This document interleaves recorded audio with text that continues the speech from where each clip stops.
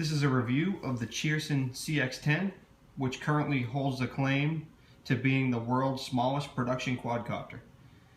Just to give a quick size comparison, I've lined it up with the Hubsan X4, Jin H7, and WL Toys V646. We'll move these two out of the way and focus on these two quads right now. Because at first glance, the WL Toys V646 looks much bigger, but the footprint is actually the same. The only real difference is the prop guard and the fact that the CX-10 has shorter props on it. So if you look at the props on that, it's actually much shorter than your typical nano quad.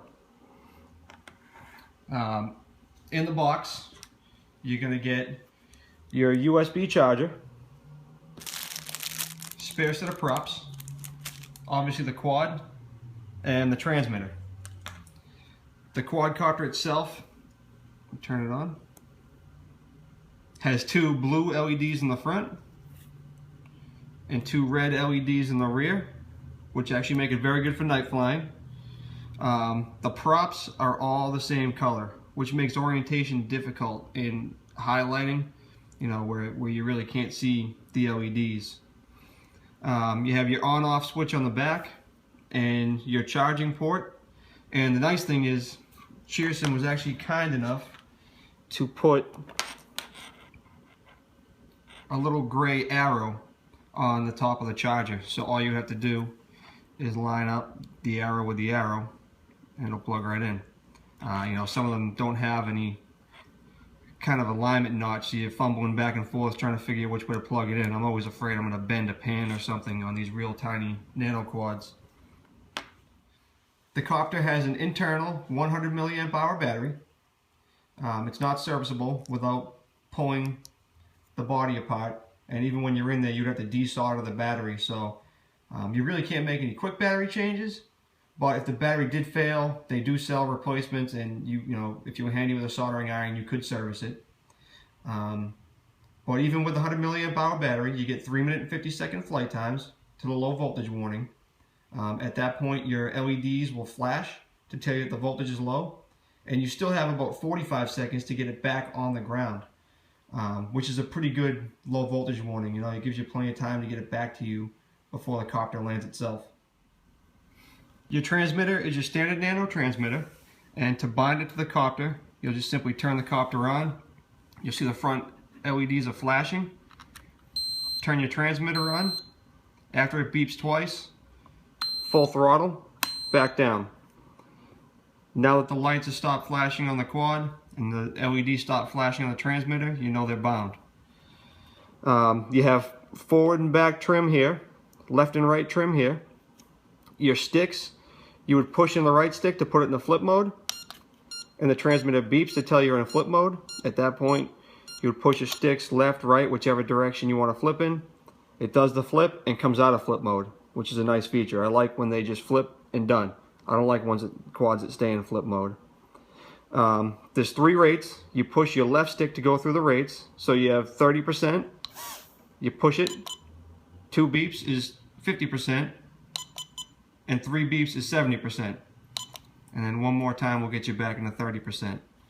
You can also recalibrate the accelerometers. So if you look at the quad, according to the manual, it says you have to be in high rates. I haven't found that to be the case, but in any fashion, you put it in high rates. So 3 beeps. Put the left stick down into the left and the right stick up into the left. And you see the lights flash on the quad. That means your accelerometers have been reset. That's about all I have to say about it. So why don't we get this thing up in the sky and give it a quick flight test. This is going to be an indoor flight of the Cheerson CX-10. We'll start it off in low rates. Just kind of fly it around the kitchen here. And the quad's very docile in low rates. It doesn't have too much pitch to it. Just really easy to fly around and kind of learn the quad. We'll do a few flips here while we're in low rates to kind of show you the flips. And it flips very, very nice. Couple back flips, couple side flips.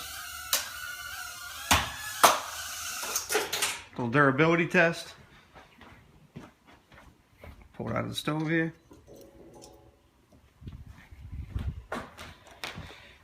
Alright, let's move this thing up into 30%, 30% rates. And you can see it really picks up the pace in 30% rates. It'll really zoom around in 30% rates.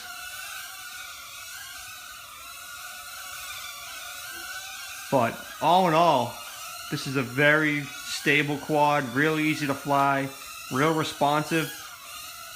You can tell Cheerson really did their homework when they built this quad.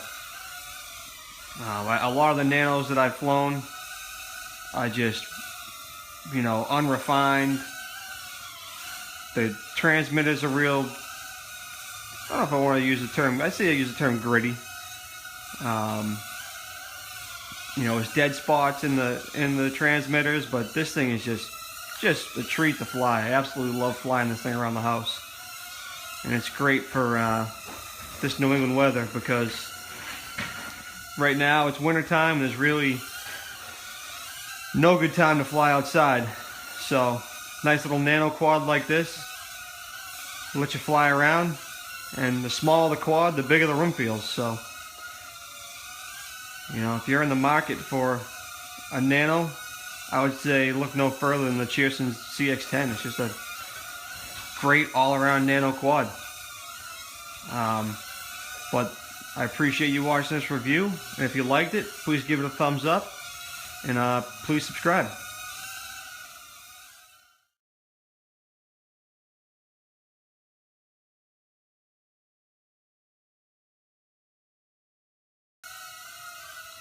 And as you can see, the quad is very, very docile in low rates. Just flies around real nice. Ugh. And as you can see, the quad is very, very docile in low rates. Again?